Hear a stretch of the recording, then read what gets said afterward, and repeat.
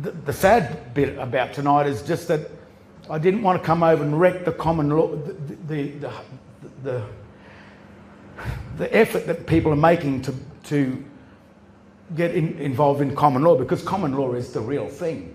But we are just not. While you hold these surnames and while you are a beneficiary of that corporation that is foreign to this land here, they assume that you've accepted it. So the hardest part is, well, what do we? We've got to drop all of that. Yet it's paying our pensions. It's paying all this sort of stuff. And the reason why they want that type of government is because it's tyranny. You are charged with, when they charge you, you've been charged without a trial. In a normal common law court, you can't be charged. You've got to be accused and before the charging. But in this, they just send you the charge. There's a charge. And because you're in the military, that's what you are. A citizen is a military account. And when you're in the military, you have to do what you're told. So they charge you, you've got to pay the debt, and you've got to pay. And if you say no, you become a belligerent of the state, because you agreed by accepting the surname and by becoming a citizen, which is an antichrist. You've joined it, and that's where the consent for these governments have come. So it comes, when you accept that surname, you're accepting fraud, and all that comes with her. Comes with it. That's right. All right. Cool. Yeah. So sorry. That's a lot to digest. Are you guys? And I want to say sorry for this. I want to say sorry, and we've all. It was the question. Sire. Yeah. It was a sire name, and though it was probably written as John Henry from the clan or that, but the fact that on your state birth certificate, it's not written in English. It's written in either all uppercase text, or it's written in a form of English that states it's a symbol. And what that is when you italic, in English, if you have an italic word which is leaning over, that's saying from another place. And if you underline a word, underlining means italic, and italic means from another jurisdiction or another place. So the sire name or the true name is not on any of the documents you hold. If you pull out your driver license, your bank cards, and all these things, is that your name? And if you don't know your English that we were taught at school years ago, you'll go, yeah, that's my name. But it's not, because it's not even a word. It doesn't, a word, a capitalized word is only the first letter of a word. And all the rest lowercase. In English language, there is no two or more symbolic symbols in English. So you're right, the fact that you do have a surname that comes, it's not a surname, it's a sire name, but that's not written on these fraudulent, not so much this one, but this is a fiction too. But on your state birth certificate, the fact that it's not written as a proper noun in English is telling you it's not there. That's a fraud. It's a fraud. I went to a court case in Cairns, you probably know him, the guy, the butterfly man up on the tablelands. And when we got out, I said, the court is telling you it's not a court. And he looked up there, David Walters, lovely guy. And he looked up at the sign and he said, are you saying are you telling me that's not a court? I said, it reads Cairns Courthouse, I think it read. But it didn't read it, because it was written in that shit.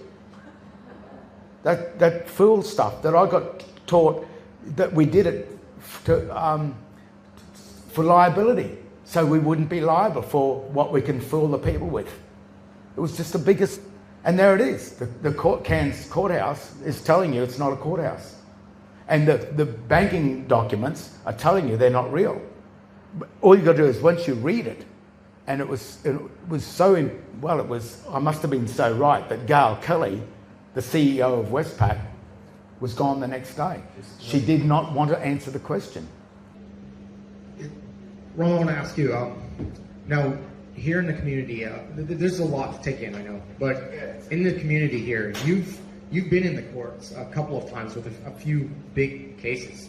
Now, one of them we know that you are responsible for is going to be with the removal of fluoride from our drinking water. Can you tell us just a little bit more about that? And I'm going to ask you about another one in a minute too, okay? Yes. Okay. I'm the evil one that got the fluoride out of the water.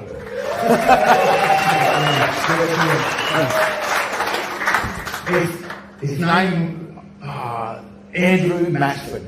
He came around and said, Rom, I'm sick of drinking this fluoride because I'm lucky I've got a creek up the back of my place, and I drink the water that's out of this creek. It's beautiful. And I must say, a few years ago, someone died up on the Red Arrow. I think it was a few years ago. Someone from Perth, an older guy, and he fell into the creek for about 400 metres.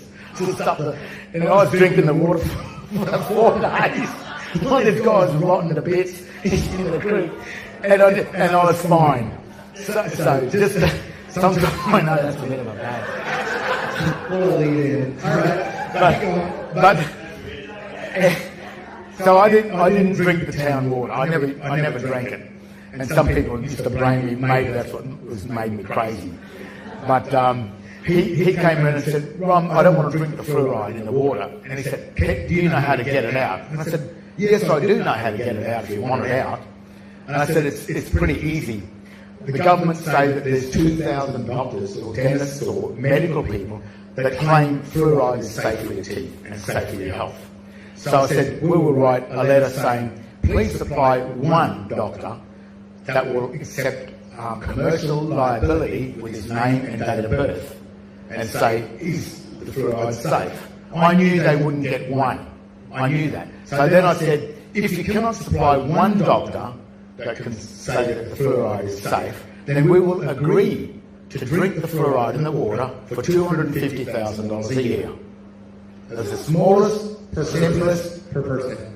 No, only him. It's for him. But the minute he sets the precedent, that's what happened. That's what they didn't want. So 4 days after that, I said, there you go. That'll probably work. Didn't really think it would work, but he did it. And then I think it was only 4 days after it, the Cairns Regional Council came on with a big front page thing and said that they'd smashed the fluoride machine. Then Andrew came around and he said, they didn't respond, they smashed the fluoride machine. I said, that's the response. I said, but I wanted the 250,000. But I said, you asked me to get rid of the fluoride out of the water. And I said, you never say no. Because in corporate law or in what is called commercial trading, never say no. It's always yes, and then that's it. And you've got to just check. Some things, it might be good to, I'll do that for free. But if it's a nasty one, like the fluoride in water, he just said, okay, well, $250,000 a year, he can go up the creek, and I think there's up at Crystal Cascades, there's creeks coming down. Sometimes we get our water from there, and he's getting paid for it. But that's what happened. And then after that, I got a mention on InfoWars, which was, I went, whoa, that's an interesting thing. And then we got a call from a small town in Michigan that was up that, that side of the US, up by Canada. Up that, it's all green. Yeah. That's what I know.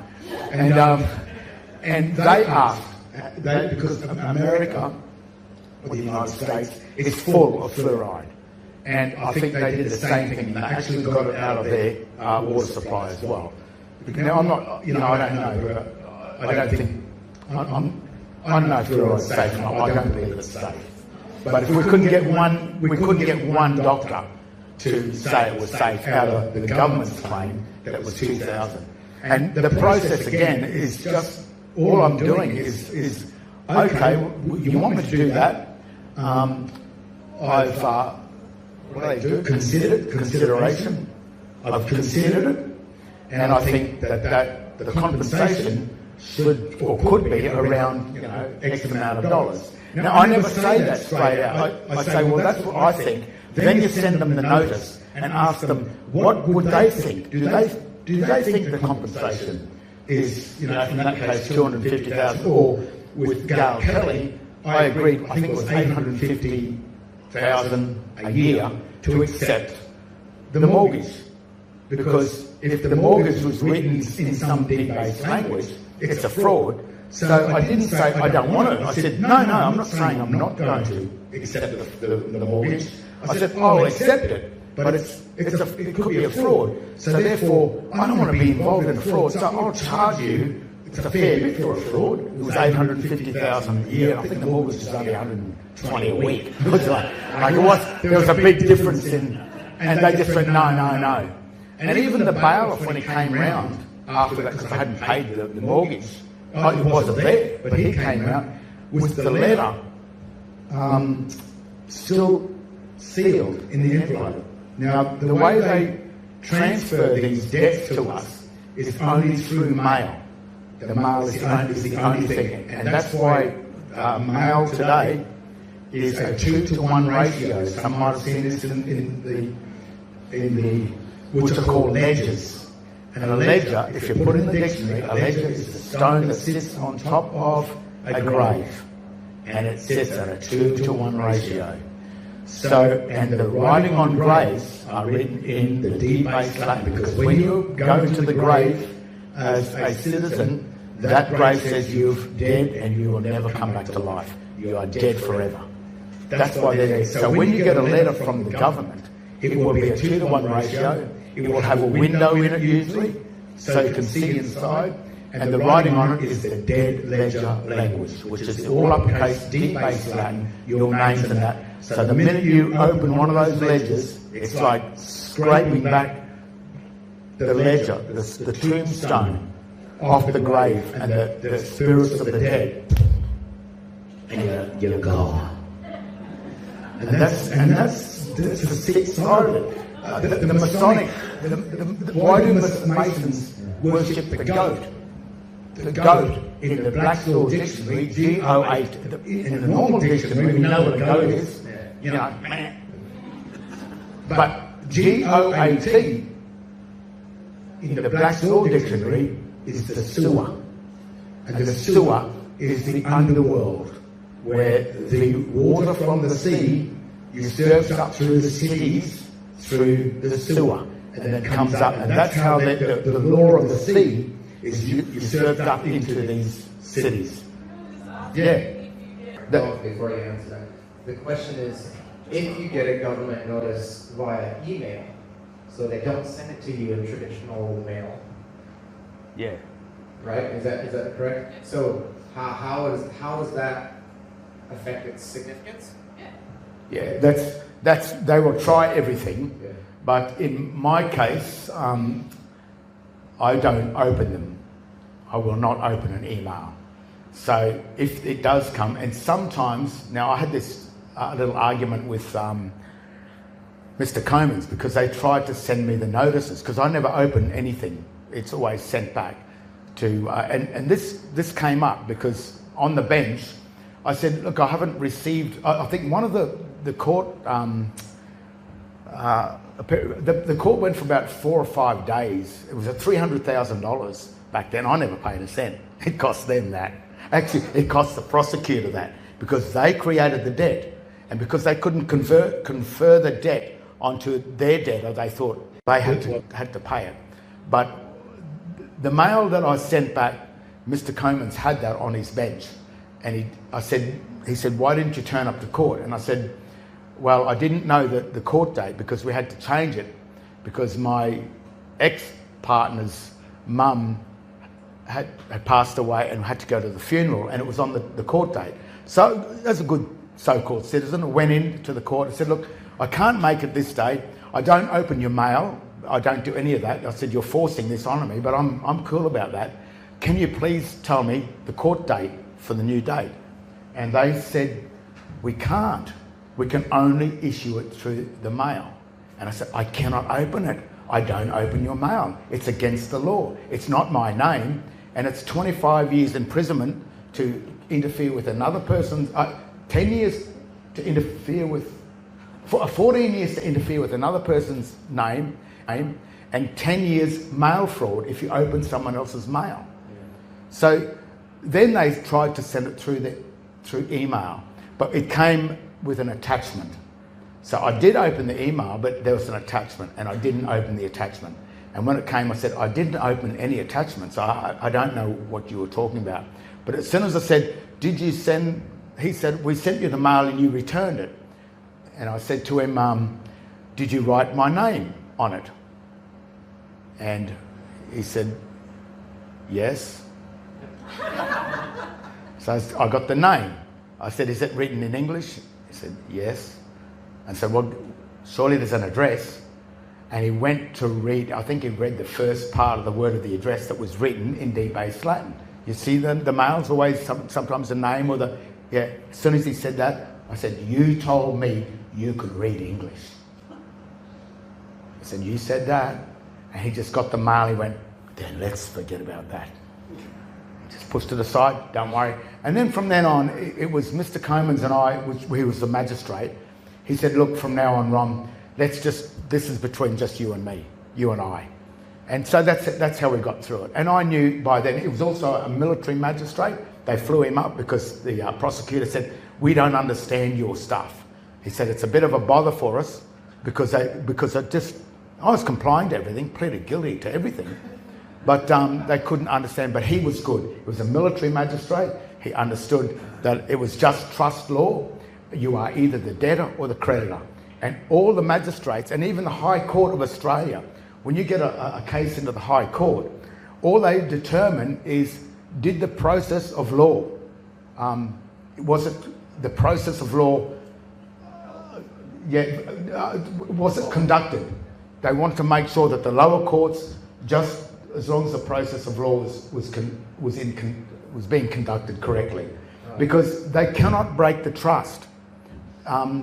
If they've got a creditor in the courtroom, they thought it was a debtor, but they found out it was a creditor, then it's straight away, they can't, that's why, you know, sometimes they say some of these Masons, they get away with murder.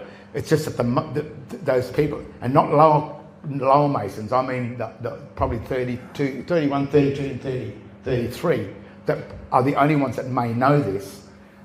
They understand that it's just a creditor-debtor based system. But you're right, with the mail, I don't open that.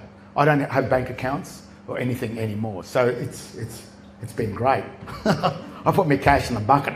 And when I go to the bucket, it's the same amount of cash is still there that I put in.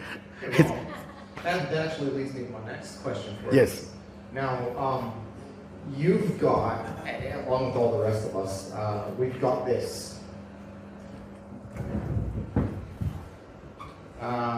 this vault, if you will, of your wealth that belongs to you as a living man, right? As a Romley Stewart. Yeah. And that the Vatican holds for you, or now they control it for you. But before we go, Okay. I'm not the living man. There's the reason why the so-called Star of David, it's got 6 points, but it's made of two pyramids. One like that, and the bottom one like that. The top one is the Old Testament, and the bottom one is the New Testament. The word testament means contract. So the top contract is God, look at this way, God, man, Vatican, debtor. So the Vatican has become the third party. Man, and that's why it says, when God said, oh, look at man, he's become like one of us. What he meant is that when God granted the dominion to man, man went, oh, I'm not sure I want this, I'll grant it to something else. So he's granted that down to the Vatican. The reason why the Vatican, or Moloch, or Satan took it is because he knew how to convert that back. He knew how to convert the debt back onto man, onto the unsuspecting man. But what happens is the testament of Christ is another trust, and to enter into that, you enter in as human. So the top one, God, man, and Vatican, and then it comes to human, and then animal. And an animal is a citizen. If you look in the dictionary, an animal is just a citizen. If you look in the dictionary, a citizen technically is an animal.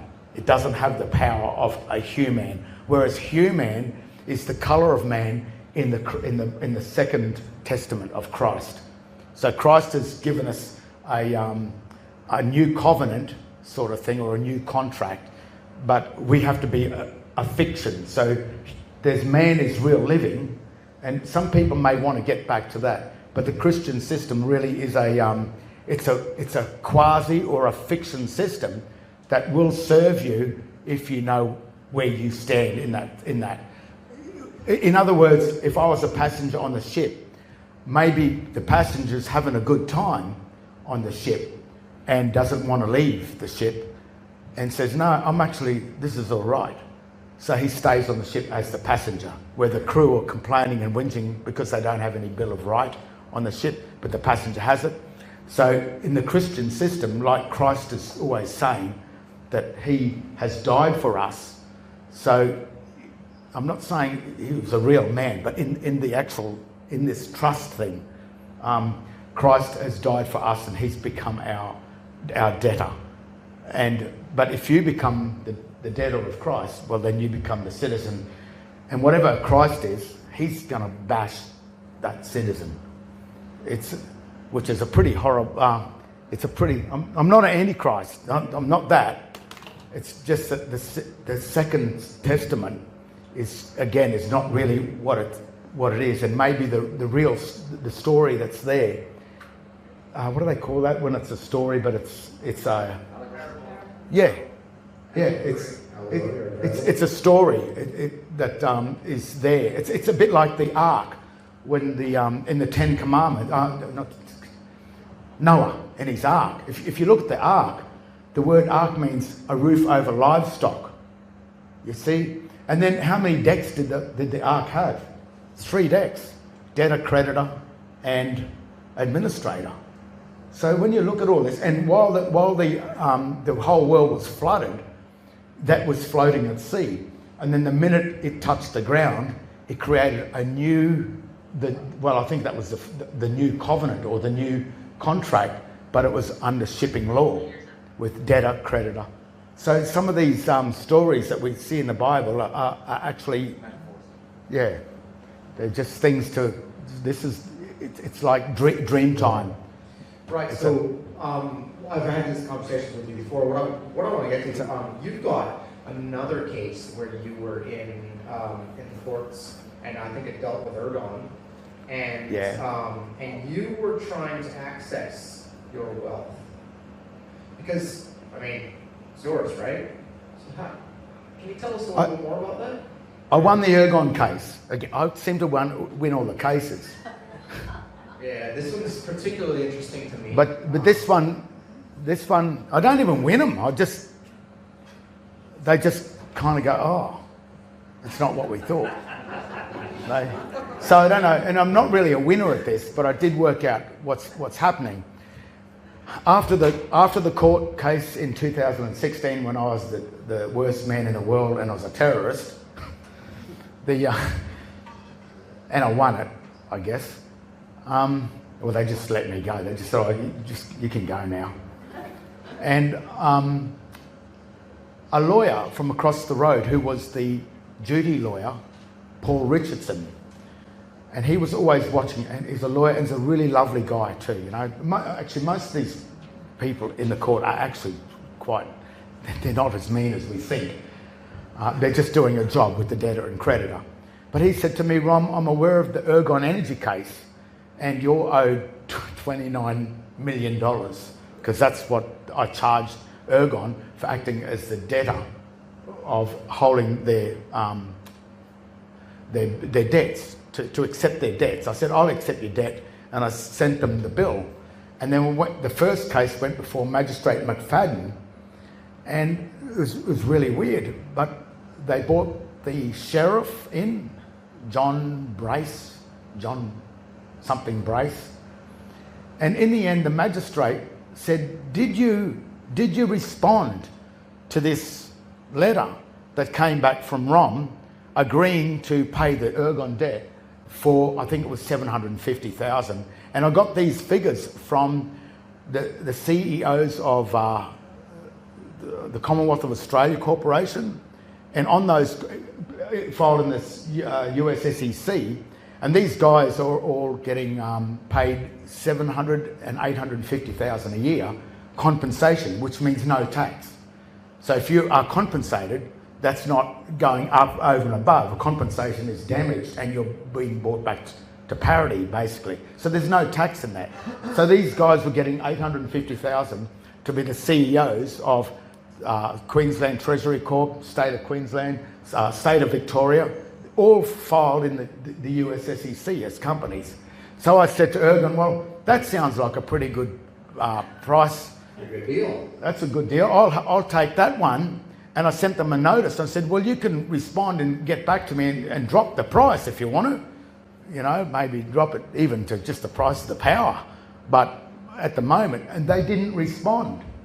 They just didn't respond. So then they got and dragged me into court. So I go in there. And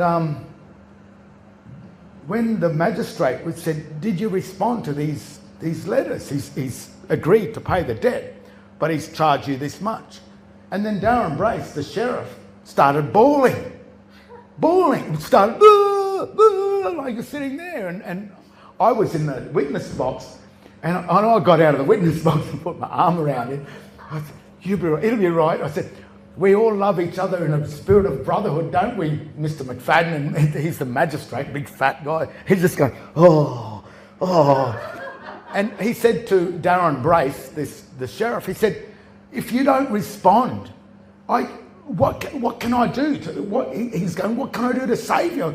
You have to respond to a notice. If you send a notice of a bill and he writes back, you must respond within the set time, 14 days or 28 days. So what happened is Darren Brace was bawling, and I got back on the stand, and then McFadden, the magistrate, said, my arms are tied. I'm tied. I'm tied by this contract that I responded to. And at that time, I think it was $14 million. And I didn't, it just started with 8, and it just added up. And I'm going, God, these guys just, so I just kept on sending them. And then Mr. McFadden in there said, look, the magistrate said, what do you want to do about this 14 million? He said, I can't, the bill is invalid because the bill that was sent by Ergon was written in dog Latin. And he said, I agree. It's not your bill. He said, it is not your bill. You don't have to pay it. And then he said, what do you want to do about the 14 million that was owed to me? And I said, I wasn't ready for that. And then I said, in my back of my head, I said, I didn't do it for money. I didn't do this for money. I just did it. It wound up like that. And then I said, well, to be honest, Mr. McFadden, the magistrate, I said, I opened the mail and responded, but did I violate the mail law for opening another person's mail and claiming another person's name, which was the surname. The surname belongs to the state. Yeah. Even though we think it's our name, it's not our name, it belongs to the state. We don't have any business to open it. But we've been committing this crime by opening these mail.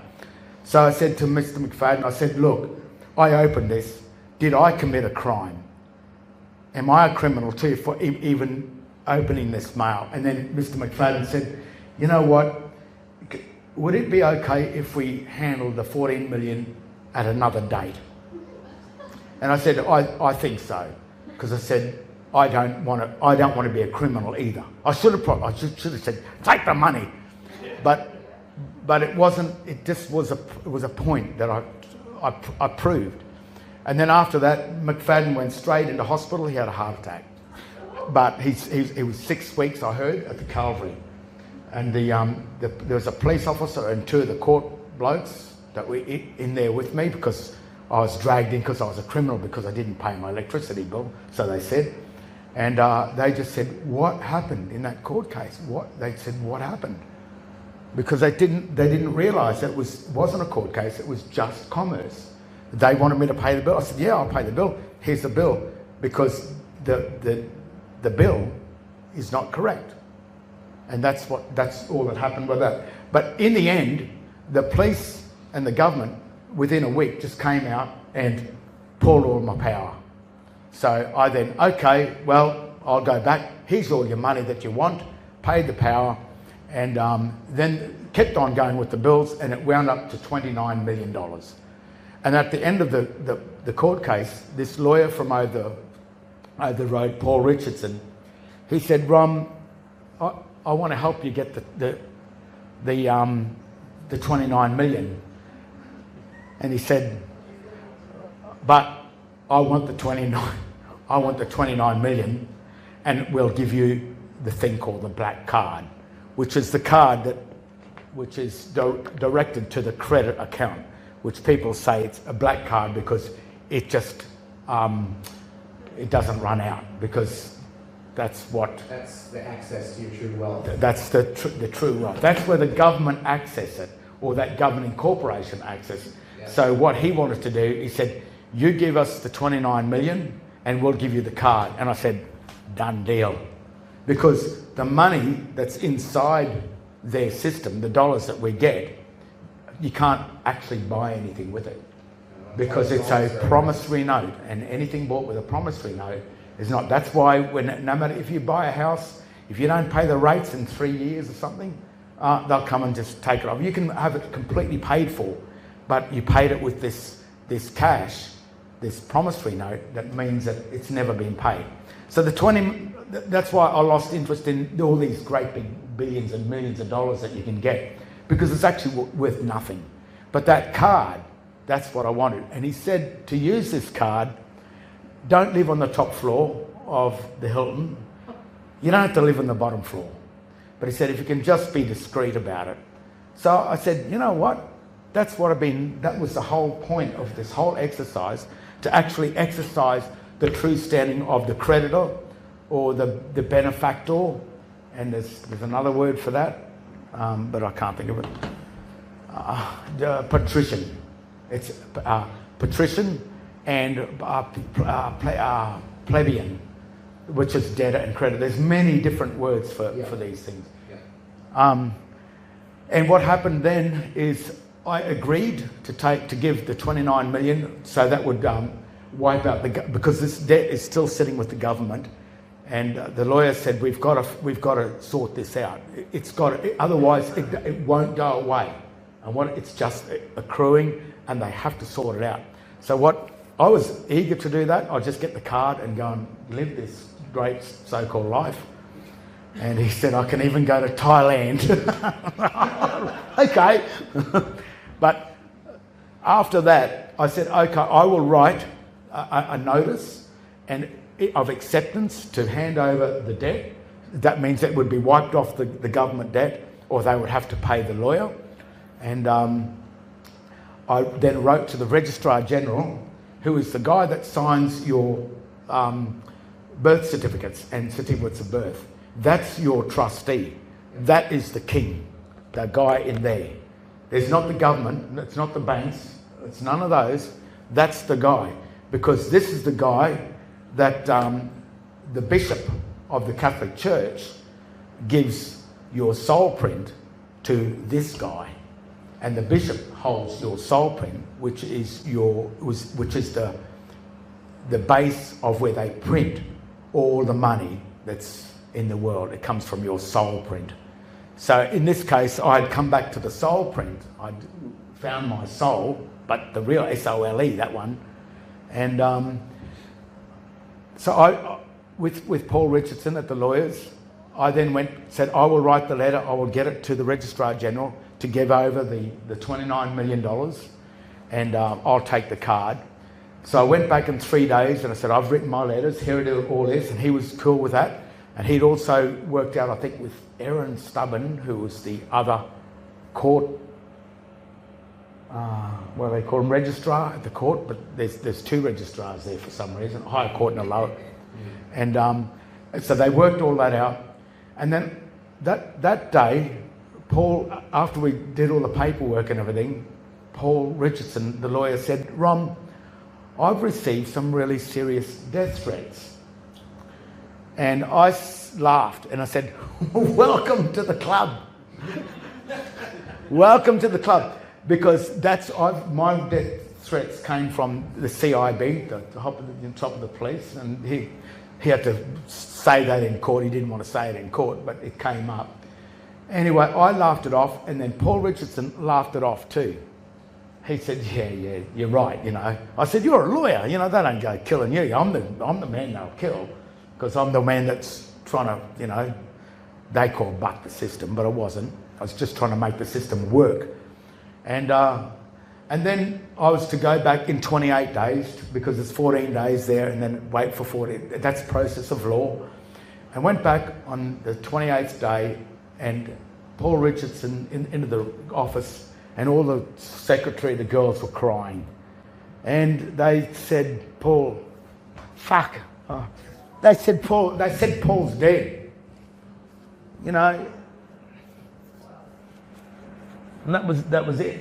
Then I went over to the police station, and they said they didn't want to know anything about it, because I said he got death threats, and then on the 20th, he died one day before I got back in there. And so I went over to the police station and I said, I've got to tell you this, Paul had death threats. And they turned the lights out in the Queensland police station and said, the office is closed, we don't want to know about it. So that's what happened to Paul. And then what had happened, I'd say that because Paul was in the legal system, technically he's not allowed to touch, because it's a trust system. So they have to uphold the trust. And I assume that Paul, because Paul was a registered lawyer, they signed the bar. It's like a Masonic oath. And then he probably couldn't do it, but he tried to do it. He tried to organise it. And that was another thing that really frightened me. I'm still alive. And, you know, he could have, because they said he died of natural causes. But, and that's when I really realised that this whole system is more serious than... I took my death threats as a joke. But when Paul died... Now, I'm not saying he died, he was killed. But it was just a coincidence. It was too... Yeah, I'm not making that claim, but it was, you know, and Paul was just one of those lawyers that was always there, and so were a couple of the magistrates. They could see that this was a trust, and I was actually probably getting close to working this out. But that was a stop. Now the ergon, I've never stopped. I just pay the ergon bill. I still send them the debts, and even the other day, probably a couple of years, the council also got a debt. I sent them one for 5.2 million because of the 750 per 850,000 per water and one per rates. Over 3 years came up to 5.2 million. I sent that. They laughed at the contract, and then 3 months after they laughed at the contract, Steve Cavendish, the housing guy, came running down to me with a $5.2 million debt sent by the Registrar General, because I sent the Registrar General the debt to agree to pay the rates. And when he came, and so the Registrar General sent that to him because he's my trustee. If I was a citizen, I would be his trustee, but because I'm a benefactor and not a beneficiary, he became my trustee. So the Registrar General sent that bill, and Steve come running down, we got this bill. And I said, well, am I paying my rates happily? And all the girls in the counter said, hey, he's our nicest customer, he's always happy, pays his rates. And I said, well, I'm happy, I did the right thing, I paid the rates, you wanted the rates paid, I did all of that. And I said, now you be happy about that debt and pay it and give it to the Registrar General. He said, but you're not getting it, how come he gets it? I said, because he's my trustee, and maybe at some time when this, I think it's 70 years and 10, the pagan trust lasts 70 years. So after the pagan trust is over, it may have to mature or pay out. So those debts that are in there, may have to be paid out at the end of 70 years. But this is all testing, and but the fact that I sent the debt to the Registrar General, and the fact that the Registrar General sent the debt to the council, and after that, I think it was what's his name, Andrew Jack, the CEO of the council. Of the King's Council? Gone. Because the CEO is the one that's responsible for that. I offered the CEO the right to meet in chambers to discuss it, to drop those charges, you know, because I don't want it's our council too, and we don't want to destroy our councils. So that's no. Well, I don't. Okay. Yeah, they still fix the roads. Okay, duh. So that's but they're interesting things that by getting involved in this trust thing or seeing the government how it really is. When the government is faced with the reality of it all, that's when things start to go a bit skew. But as you can see, the depth of it and the complications to get into my position, it's a choice. If you've got a good life, if you're benefiting from, even though it's a fraud, if you're benefiting from it before you go down this path and nearly destroy yourself, just, you know, I have to say you've got to weigh these things up. And I mean, we know it's a fraud. I know it's a fraud, but the last thing I want to do is encourage people to you know, destroy their own life or have a life like the last 15 years of my life has been hell. But in other ways, I'm glad. I feel really like it's an incredible amount of power. You do have a directive power over the state. And they were the final words of Mr. Comans in the court case. He said, I don't have the power of direction, I only have the power of administration. This is the magistrate. He said, whereas me, in his political stand, holds the power of direction over the state. So even he admitted it. And he told the prosecutor. He told the prosecutor, and then that was the end. That was the end of the court case. You need to get used to this. Yeah, he said, yeah, and that's the other end. Said you better get used to it. So ever since that, every time the police or anything, now there might be things that are slowly starting to happen because police. There was another thing. Police used to give out tickets on the side of the road. Well, if it's a fraud, any police officer that hands out a ticket is uttering fraud, which is life imprisonment. If the banking system is a fraud or a counterfeit, then that means that police that are working with the banking system are issuing or uttering counterfeit documents on public lands. And so police have had to come back, and they've got iPads and that now, where they are starting to just do the iPad. And I told them, I've said to the Registrar General, some of these notices, you better stop doing that. Otherwise, your police are going to be in trouble for fraud or whatever. So now they do the iPad, then send the mail, send the ticket through the mail. And then when you open that ledger and that dead spirit comes out and grabs you, that's your own fault. Yeah, you've consented to it. But they have to follow those satanic, Masonic, Jesuit rules, and they have to start following it more and more, because more of us are starting to work out the reality or how it really works. And you know, like tonight, a lot of you will go, "Wow, that's a lot." But at some point in the future, all of you guys are going to go, "Well, what really is happening here?" Yeah. You know, this is not common, or this is not anything normal. This is something completely left field. Cool. And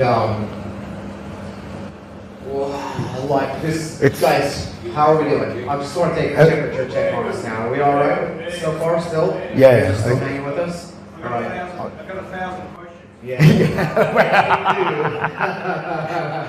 Now I'm gonna And it's going to take 10 years to get through it because I would like, look, I've been really quiet, but I just want to say thanks to you guys too because I haven't been, it's good to be with like-minded people and you know what I mean? So it's as far as our time limitations go, we do have. It was. Yeah. I'd just like to say that's still running at the moment, which is amazing. When it hit 100 views, I shit myself. And at the moment, it's still running. I haven't put a video out for a year, and it's running at between 600 and 900 a day.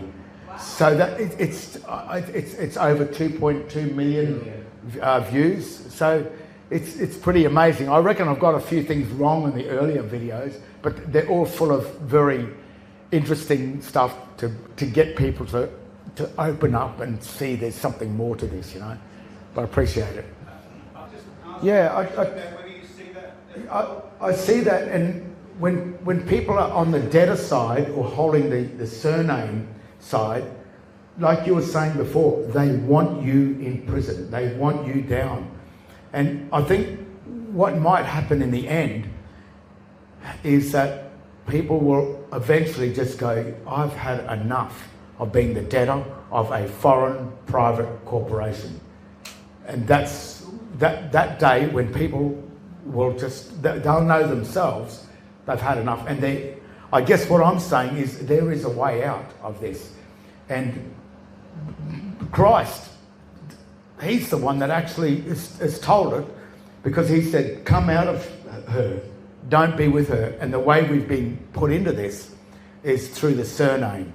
And the name that was given to us by Christ, or it even says on this document, Christian name, is the name that you become back to the creditor.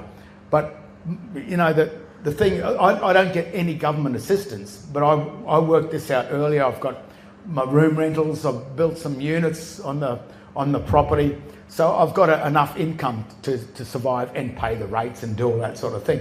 I'm no millionaire, but I'm happy just being able to survive and live quite well, probably in around 1,000 or 1,200 a week, without ever going to the government for it. And even when the council came out, they said, "Oh, you've built flats on your thing." I said, "Yeah, well, if you put your name and date of birth and tell me to pull them down, I'll do it."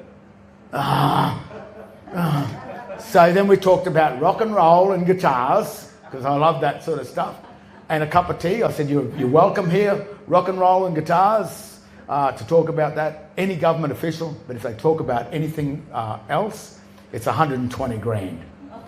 And so they quickly go back to guitars and rock and roll. And that's, it's always boils down. So there are ways that we can do it, and we've just got to start looking at it. This is not a government. This is just a company. It is BlackRock. It's all coming out now. Yeah. It's BlackRock, Vanguard, and State Street, and you name it, you know. And we don't even know. We probably do know these people. And when David slung that thing, that rock up into that giant, what do they call it? The Nephilim. The Nephilim. Now, a lot of people go, these Nephilims are giant. The Nephilim are the corporations. They are the giant. Monsanto is a giant. Gates, that's a giant. These are the real giants. And if you look at the symbolism of David flinging that stone, a stone, at the head. So if you want to fling a stone at the head of one of these corporations, go on to the US SEC. You'll even find Australian corporations, and their address is there, and the bloke you're going to throw that notice to. Whenever I send a notice to a company or corporation or the Commonwealth of Australia, that's the one I go through. But I actually send it to him, this guy first, and then I send a copy of that to that head. And that's all David did. He just slung that stone, which is one of those all uppercase letters, the stone writing on the graveyards. you put your notice and you use that satanic stuff and lob it at the head, which is on the USCC. Then you'll see the CEO and the secretary or whatever they are. That's who you address the notices to. So that's the way. That's the other side of getting around this, and that's what I want probably more people to start looking into it. If you want to find a company, just go into the USSEC, a United States Securities Exchange Commission, and put in company search, put the company there, and it's amazing who you start to find. Oh yeah. And you'll find their name, their address, they're all on there, these poor buggers. They've exposed themselves, you know, and then that's when you start to control these monsters. But I hope, yeah, and those that was one of my bitches about these Bibles. I have a Jerusalem Bible, and there's no glosses or all uppercase or debased text in it. But in the King James Version, I mean, it all reads right, but when you put some words in all uppercase language, what you're actually doing, even though the word is assumed to be there, you've taken it out by putting all uppercase text. You've changed the language from English to another. If you've got Lord written with four all uppercase symbols, technically the Lord has been removed from that Bible in a technical sense. So when you walk into the Bibles in the court, I mean, they do change the English words as well, but you walk into the Bibles in the court and you open them up, and these Bibles with the all uppercase words are in there, technically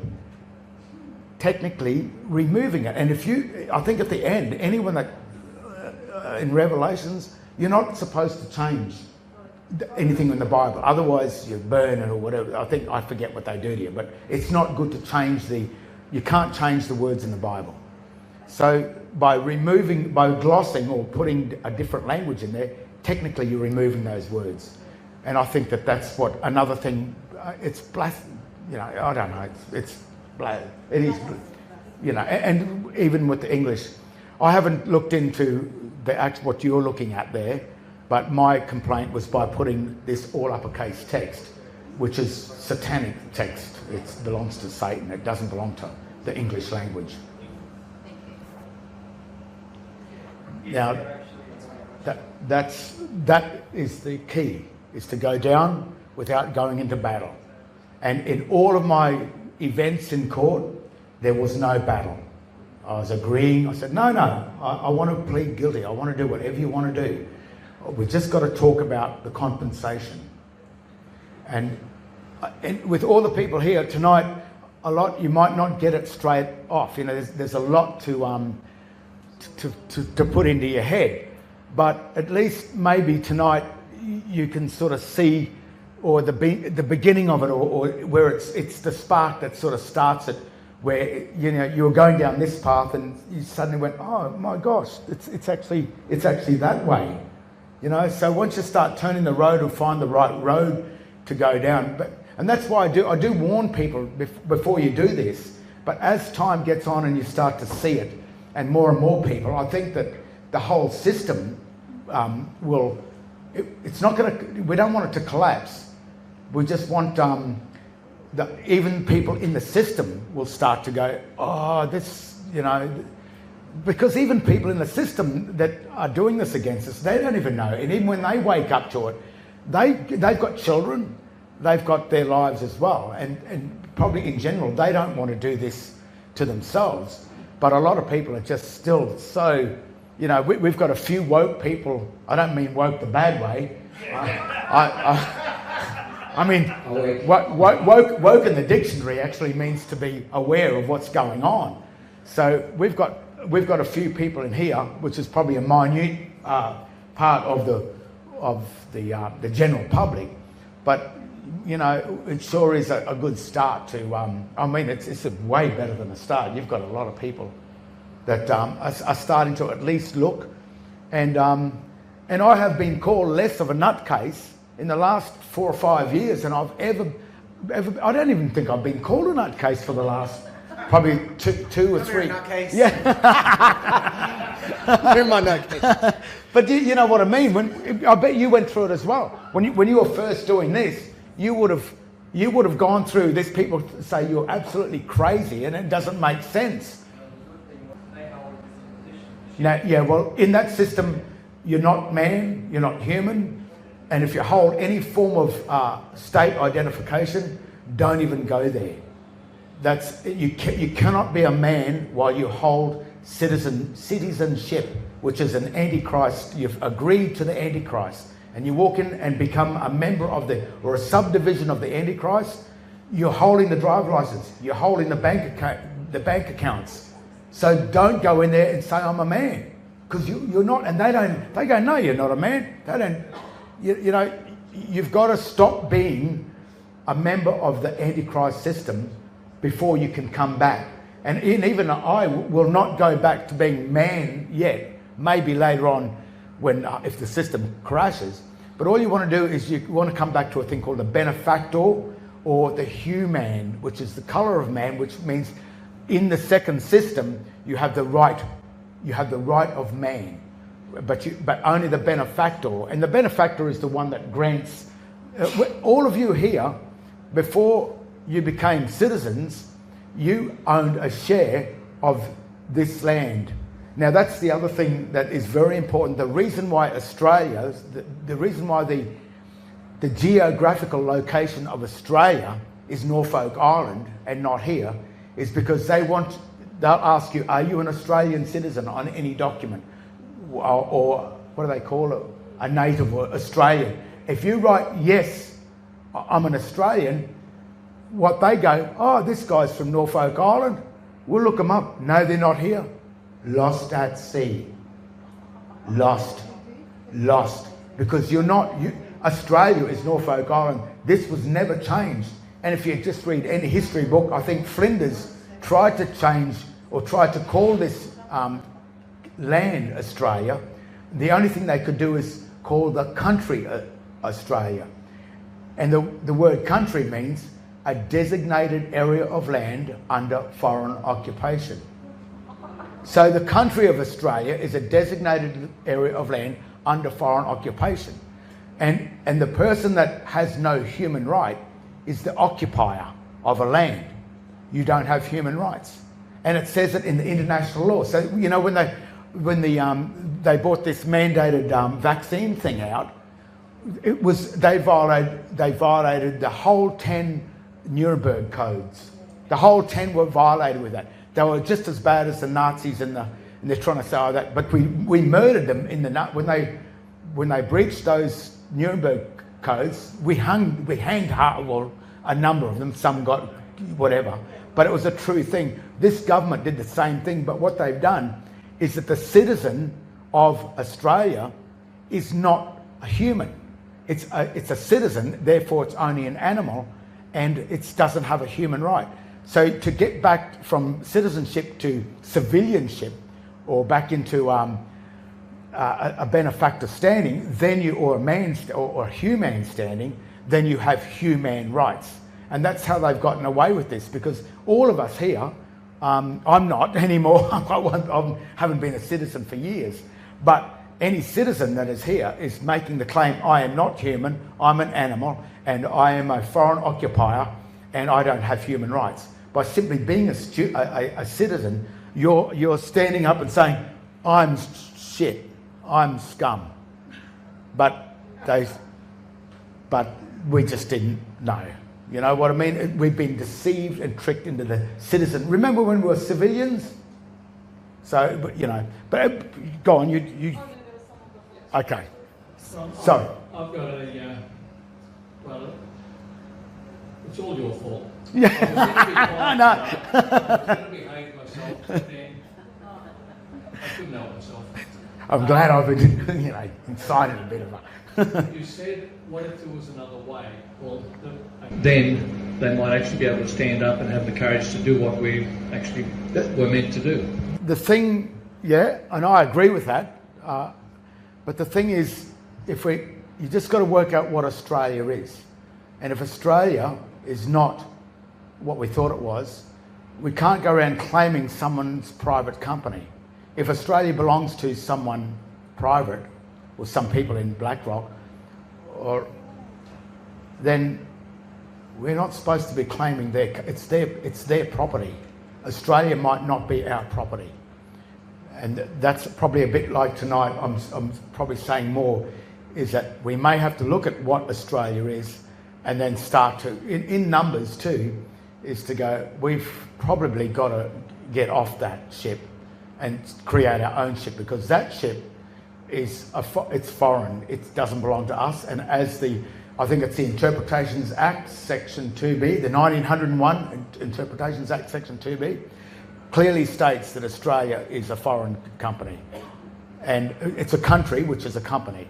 So we don't want to go around trying to claim someone else's company. We've got to get that bit right. But the other side that you're talking about, I think when a lot of people come together, which was eventually probably what will wind up happening, that's when the numbers come in. But tonight, I guess each and every one of us can deal with this corporate thing that we've got. And you can actually deal with it in such a way that you can actually frighten the crap out of it as well. Because we are the ones that granted that, we're the ones that granted the Vatican the dominion, which is the ownership of all the mineral and energy wealth of this land. We granted to them as the administrator, and we can take that back if we know where we stand within the trust. And all I've noticed is the minute I stood back into this side of the trust as the benefactor, even the magistrates turned around and said, you have directive power of the state, and told the state, you've got to do what he says. When I send the bill to the Registrar General, David John, he doesn't use his surname, just David John, he sends the bill to the council for $5.2 million, and the council was stuck with the bill. So now that did go back into my account. I don't have access to that account. I don't care at the moment, as long as they had to pay. And it sort of taught them a little bit of a lesson that that there is something going on that they didn't know. With all these CEOs and these companies and corporations, they think they've got all the power, but they don't. And the only way they've got the power is the ignorance. All of our ignorance of how the system really works. So tonight has got nothing to do with big crowds. It's each and every individual one of you people have this power here. It's there. It's all for everyone, and you can step out of it, and you can become a director of your estate. And your estate, as they say, it's probably worth about. Now, this was strange. I worked it out through the Pan Am disaster, because what happened with the Pan Am thing, it was shot down in international waters, and at that time, they had to pay out the actual sovereign trusts of the 350 or whatever dead people on the plane. And it came to, back then, $6 million, way back then. And at that same time, a jumbo jet, if you went to go into the jumbo sale yard and said, I'd like to buy a jumbo jet, it was $6 million. So we worked out the price that each and everyone's trust is $6 million. And then by the time we worked it out, we went and rang up and got the price of a equivalent to a jumbo, but jumbos then had just gone off the market. And it came to, I think, 60, if you want to buy one of them big jets, it cost about 64 million at that. So we added up, so the trust must be worth around 60 to 70 million each. Now, when we were doing this research, Rowan, the other guy that works with me, and he's an incredible researcher as well, I found the book, he found it in the book, because we got the book, and I went, yeah, anyway, and I gave up. I went, I've had it. I went into my mate, and he said, Ron, what's wrong? He says, I'm giving up. I can't take this anymore. I don't have the brains to do it. And I came home, and Rowan was there, and he said, I found something in the book. And he opened it up to the 6.6, and he said, what do you reckon that is? And I actually got on the floor like a Muslim and kissed the ground, going, "Thank you, God."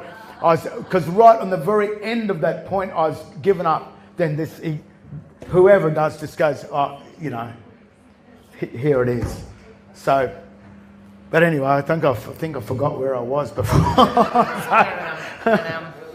Pan Am. Now the Pan Am jet, and so it worked out at $64 million for the jet.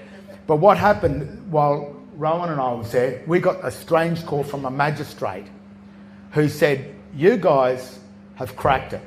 And I said, "Well, for a start, you shouldn't be talking to us. You're a magistrate. You've taken the same type of Masonic oath, which is the Jesuit oath, because once they become creditor, debtor, administrator, once you get up to the top of the administrator, they tell you things that you are not to know, or the reality of how the trust works." And he called us, he said, "You guys have cracked this code, you're onto it." He said, "I wanted to get into my estate, but now that he's signed his oath of office, he can never access that, because once you become that," and that's probably what happened to Paul Richardson, the other lawyer. And but he said, "You've made an error with the value of the trust." And I said, "Oh, okay. Well, what was it? What do you think?" And he said, at the moment, probably about 3 years ago, it was sitting at 144 million. So each and every one of us, 144 million, and that comes because of the reserve. You know how it's called the Federal Reserve. The money is not based on what's pulled out of the ground. The money is based on there's a mining lease. What do we estimate? How much coal is in that for the next 40 years? So they worked that out. That's worth 100 trillion, whatever, zillion dollars. Then the what do they call them?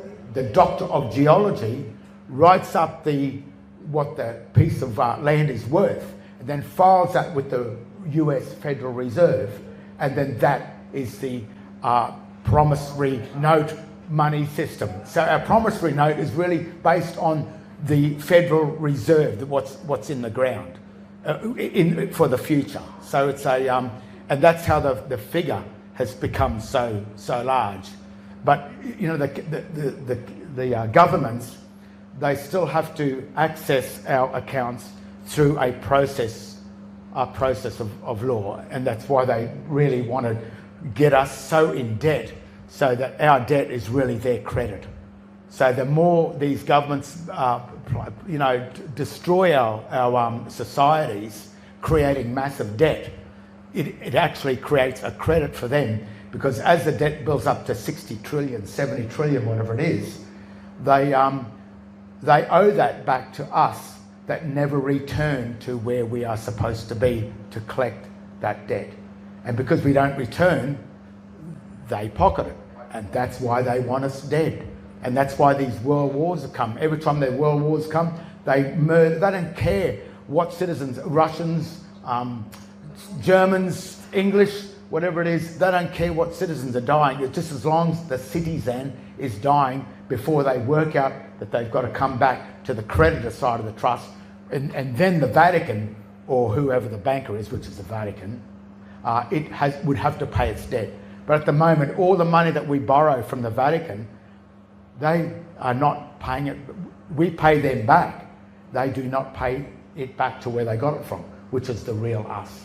And that's I used to say that was the motive behind these world wars, and what could be the Third World War if too many people start dying of these vaccines and stuff. So all I can say is about that is just be careful. Be careful with that. Romley. Yes. I was just wondering if you are familiar with a couple named Murkinda and Judgy in Mullaney in Queensland, and they've made a website called Terra Australis State Assemblies. No, I don't, but good. Terra Australis. Because they advocate for reconveying back to the land, and I just wondered if you had any thoughts on that, Pete. Well, actually, yeah, it's coming back to before you join citizenship of Australia, which is a foreign company, this is the District of Cairns. So what this one does is brings me back onto this land here. So, and as well, they've even told us, the government has told us that Australia is Norfolk Island. They've told us. And we can argue it with whatever. And even when I raised that in the court, the last time I was in there, when I said, look, do you want to be my trustee or not? Because if you don't, you can just ship yourself back to Norfolk Island. She said, you can just go. So they do know this stuff. But bringing back, the way I see it, I don't know if I'm totally right, but if we came back to here, then Australia, whatever it is now, it's got nothing to do with us. And so many people are hanging on to Australia, hanging on to those flags and everything, but that's not it. That doesn't belong to us. It's owned by some company. Well, they are working with a retired judge in America named Anna von Reitz. Oh, Anna, yeah, she's helped me in the Right, okay. Yeah, she's lovely. So, and they're starting their own land recording system, and well, Anna would know, and it's probably if she's involved, she would probably know what's going on. But if you look at another thing strange about America, there's America and there's also the United States. If you look at it, the geographical location of the United States, from what I can see, is the bottom half of New York. There's a big creek thing that was a bit of like broken off there, and Long Island and Manhattan.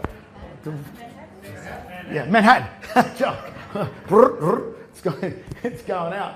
And apparently I heard that the Indian, the tribal people did own it, but they bought it for $45. So New York was bought for $45.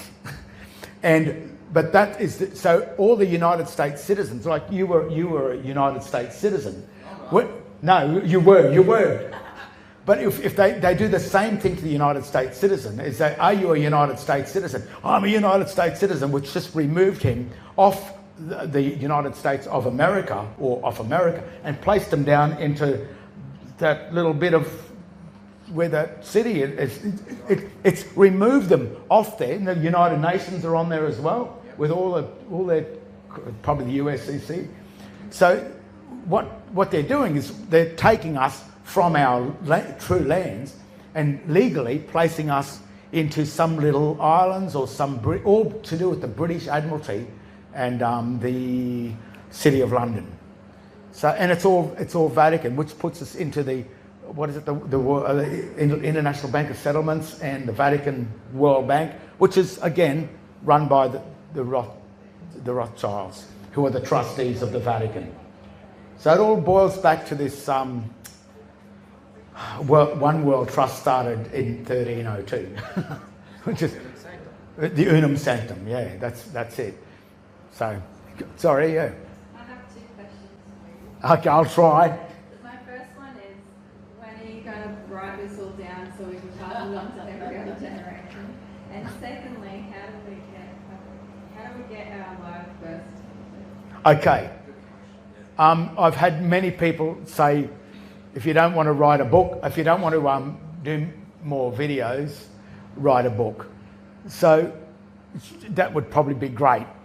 It's a good idea. I've thought about it, but now when you apply for the this thing here, you're going to have trouble because they don't want to give it out. But it's your right to get it. And when you do it, you don't fill out any forms. You could either write a letter to the Registrar General and your name and date of birth. Your name is your Christian name only, and the date of birth is the date of registration. If you look on your birth certificate, just look down further, date of registration. And the date of registration, I'll just show you on this, hang on. Now, the date of registration on your state birth certificate refers to that stamp date. And the word date in the Black's Law Dictionary refers to the date of the acknowledgement of the deed and not the day it was created. So when you come from the womb, the only thing they gave you on that day was your surname. They tied that to your ankle or foot or toe, whatever. and then they set up the paperwork and everything, and then the real date of registration, your real date of birth, happened on the date it was filed in the court, and that's that date up there. But you can see this here or on your state of birth. So what you've got to ask for is you give your full name, which is only your Christian name, because that's the only name that you legally have, your Christian name only, and it'll be a name. Kentucky Fried Chicken is 3 words, makes up one name. So you might think first and second name. You might have 2 words for a name. So that means that your one full name may be, like my full name is Romley Stewart, and that's all there is. I don't even dare utter the surname, because it is not my name. It belongs to them. So I don't even utter it anymore. But by not uttering it, by not doing that, suddenly I've been exempt from a whole lot of, they can't even send you a charge, and they can't, because when you go back to your Christian name, you are the actual owner of this land here. But because we chose the surname to get a benefit from the state, we left our true standing, and they won't let you get a benefit from the state unless you change your name to the one they got, And if I don't hear back from them? What you do is you write to them and make a demand. Just say, this is what I want, this is what... You tell them you've got every right to have it, and then get it picked up from the counter, from the registry office, the court. So you just go into the court and apply for it in the court. I got this at the courthouse, and that's what they couldn't believe. They said, how could you get this at the courthouse? They only give the other ones out. No, they give the 2. So I get the address I say to mail it to is the courthouse? Yes, say I want it mailed to the courthouse, and you want to pick it up over the counter. So then that means that it goes to their name. They're the ones that open the ledger. They open it up. You're not touching it, because if they send it to you, then you've got to put your surname down. So the minute it goes to your surname, you become the trustee of your own name. You don't want to be the trustee of your own name, because that's what we all have become, trustees of our own name. You want to be the real thing. So you've got to tell the Registrar General, is that Queensland? Yeah. I think it's still David John. I'm not sure if he's that, but you write to the Office of Registrar General, heirs and successors.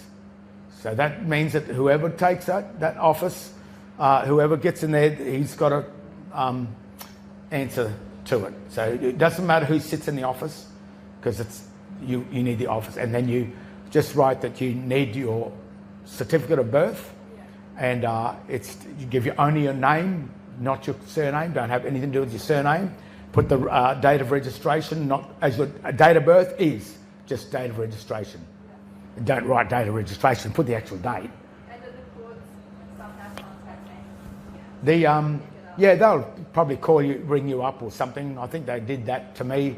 I came in, and when they opened it up, even the girls at the court said, what's that? I said, that's a real birth certificate. Do you decide where you were born? Like state of the city or the town? Well, yes, you can, but also there'll be a number in registry, and when you look at your certificate of birth, not the number up. Oh, this is certificate of birth on your state birth certificate. It'll have just a number up there somewhere, but look for the number in registry. So I think it's a 5-digit number, and then you add the year that you were born in the front of it. So my registry number is, the number I use is 195615635, but the number on this is without the 1956. So what, her name was, she's a lovely lady. The Registrar General, when I was speaking to him, he didn't know what was going on.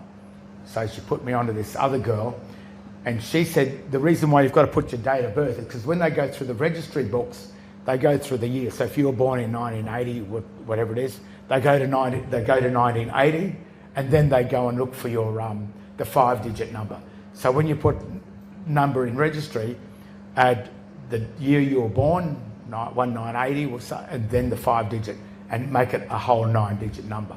So that's another important, and that makes it easy for them to find your record in the records. And if it's like my hubby's from another state, does he just do the same thing but He would have to do it at that, and he may even have to, sometimes he could get it sent, but he may have to front up to go back and pick it up over the counter. The counter's the safest part because you don't want them sending them to a surname or a trustee. You want to go in the real you. So, and that's how I did it and I got it. I mean, they don't like it, and you're probably going to have trouble getting it because they're not doing it. But I've got a few friends. I said, no, go and tell them. You get that. You demand it. She said that they must give it to you. You can say that. You can say that because that's one of the queen. I think my will or my wish or something. My will. Is there a cost to get it? Yeah, I think it's more. It was over $100. They want their money. But I paid it happily, because I got this. Technically, you don't.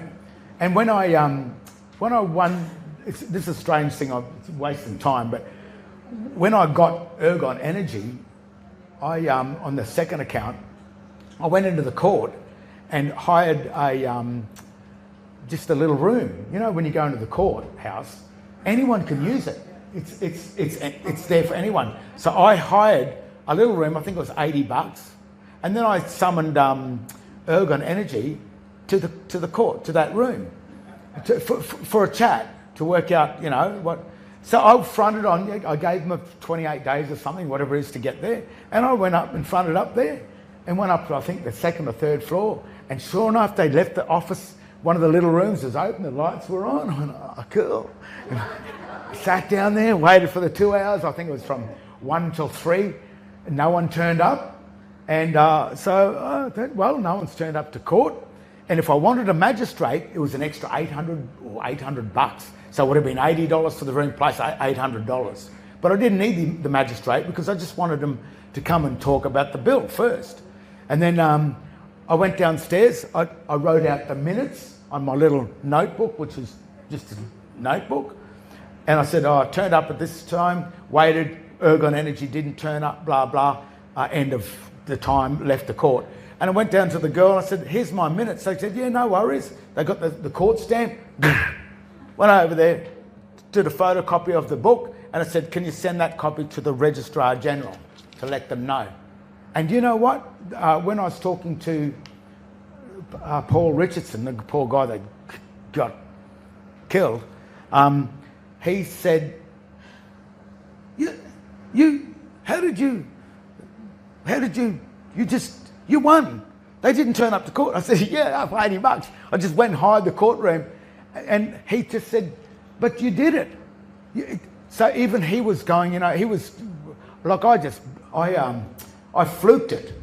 But that's all you have to do, just so that you go to the administrator, and they didn't turn up. And because they didn't turn up to court, they lost the case. It was just, what do they call? They acquiesced, but it's default. Yeah, they defaulted on the whole thing. So sometimes those courts down there, even they didn't. Even the registrar, she came down. She said, Rom, this court's for everybody. It's not just for us or the police. They're private courts, so anyone can hire them. And so that was just another way I won the case. So, or even with counsel, I offered them a chance to in chambers. I said, would you like to meet in your chambers, or I can hire a room in the court. Come down and we'll spend a couple of hours there, bring some cakes or whatever. But you can, it's only in a little room, and have the talk. But if they do not turn up, they've defaulted. And then whatever you've said, because I never make when I say you're going to pay $850,000 a year, I say, how would you like to? How about $850,000? What do you reckon of this? Do you think that'd be all right? The $850, and we'll meet at the court and we can have a talk about it. The minute they don't come to court, then I go, oh, Jim, they must have agreed to the 850,000. And then I send them a notice, you defaulted at court, it's 850,000. So you don't make the deal straight up. You ask them what would they like to do, and then, so that's how I handle these matters. And that way you stay friends with them. Not really, but but yeah, they think you're a bit. But I haven't done. Whoops. Yeah. Anyway. I realise with the Registrar General, I don't have to go back to New South Wales. Yes. Right? But how would anyone that's born overseas, how would they get on getting a birth certificate? That's going to be the same thing, And when from Germany, I'll bring it next time. you did it. No, I've got one. It looks real original because it's still written in this old German language. Yeah. And I'll bring it next time. Yeah. Bring But it how? out. Well, I think the question is. Oh, I just want to ask one question. Yes. When you picked that up, did you have to show proof of who you are? No. Well, how did they say, oh, you just got something? Because if I had to give any form of identification, I would be identifying as a citizen of the state, and that means I could not touch that. No, but how did they know to give it to you? Because I was just a rat bag, and I said, hey, right, that's what I. But they knew who I was, because I went in there and wrote out they asked for identification. I said, no, how can I have identification? It's me. I gave you all the information. And then I actually, David John, who was the Registrar General, he rang me up. And then I said to him, that's what I want. They said, yeah, okay, no worries. And then sent it to the court. And they have to give it to you. But because I gave all the information, and I was the one that gave the true date of birth, the true name, and the true number.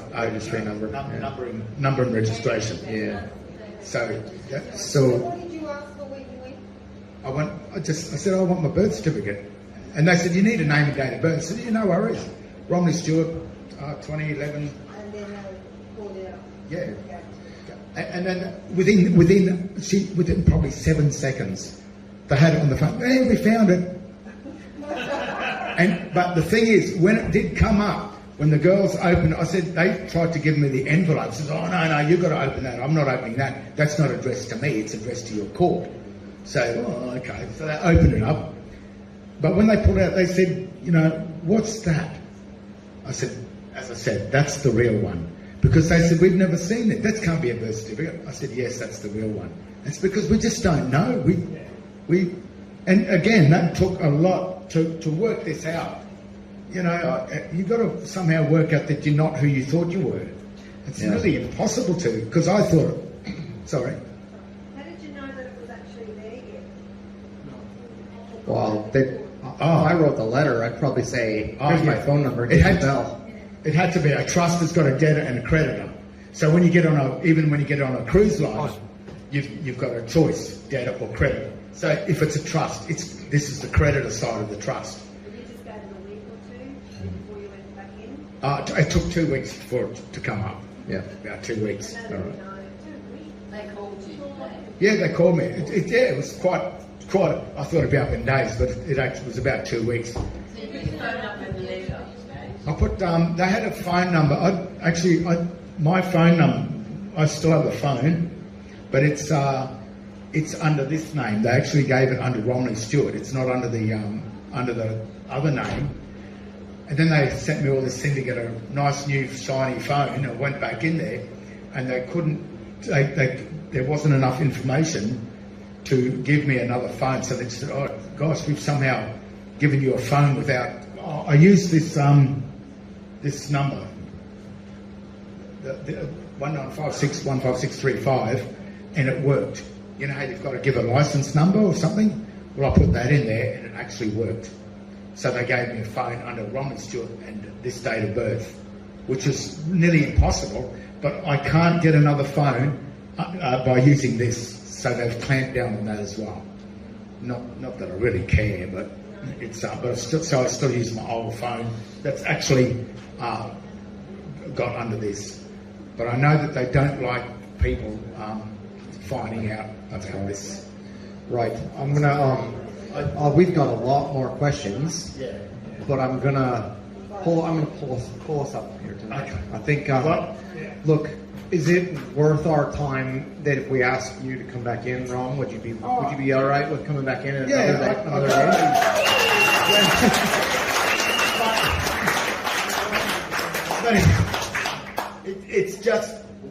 It's just like weird stuff, and so just get. Don't hold anything against me. I'm telling you this stuff. I think what would be valuable there is that the first time you hear this, information, your head can be really spinning, and you're trying to catch up. Like if you can remember back tonight, what was one of the first things that he told you? Right? And there's a lot that we cover tonight, right? So my point is that when you hear it again, you'll soak it up a lot more. And we've tried to prepare you guys for this conversation so you can keep up with it, right? We talked about the Lieber Code and military law. We've talked about, the differences between the birth certificate, the state one, and the certificate of live birth. So you're able to keep up to an extent, but I think that if you hear it again, or a different version of this, or we carry on the conversation again, and you jump back into that conversation again, you really start to soak it in then. Because that's what I've done when I've spoken with Rom over the course of the last, year-ish. Yeah, Austin's been out a few times, and a couple of times he's going, "Oh, I think I get it." So you start to get your head around it. Everything's upside down. So I think that's what's going on. It reminds me of those upside down crosses in the Vatican. That's what it reminds me of. The cross is the wrong way up. So you can see the cameras here. I'm going to do an edit on this, so people will have the chance to look back and reflect on it and have a bit of information. I'm not sure when I'll get that up, but my channel is Awakening in Health. I'm on BitChute and YouTube. This man's earlier stuff, as he said, is under Justinian Deception. That's also on YouTube. And I suggest you go back and troll through some of his older stuff. It's quite mind-blowing. As Austin said, I think it's impossible to get your head around anything in kind of clear sequence. I know a lot of Romley stuff, and my head's still spinning after tonight. So don't worry about it. Just let the idea sink in. We're all striving forward. We're trying to make sense of everything. Even I think Romley will agree that he hasn't worked everything out fully, but at least he's taking that battle to this tyrannical system, and that's what we all got to do. We got to be disrupting the tyranny, but also, I guess, not making enemies, staying on the right a side of things as we can. But everybody, I really want you to put your hands together for Romley Stewart. Thank you so much, my friend. Thank you. Right. Thank you guys all for your time tonight. We're just going to wrap up.